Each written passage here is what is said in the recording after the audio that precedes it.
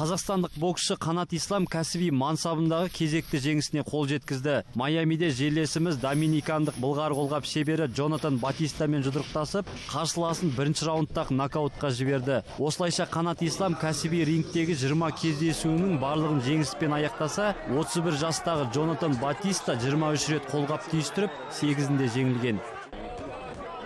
Қазақстандық тағы бір кәсіпқой боксшы Жанат Жақиянов аса жеңіл салмақта WBA тұжырымы бойынша орта салмақтағы уақытша әлем чемпионы атанды. Монакода отандасымыз венесуэлалық боксшы Йонфрес Парехомен қолғап түйістірді. 12 раундқа созылған жекпе-жек ұпай санымен отандасымыздың пайдасына шешілді. Айта кетейік, Жанат Жақиянов кәсіби рингте 26 жекпе-жек өткізіп, бір рет қана сүрінген.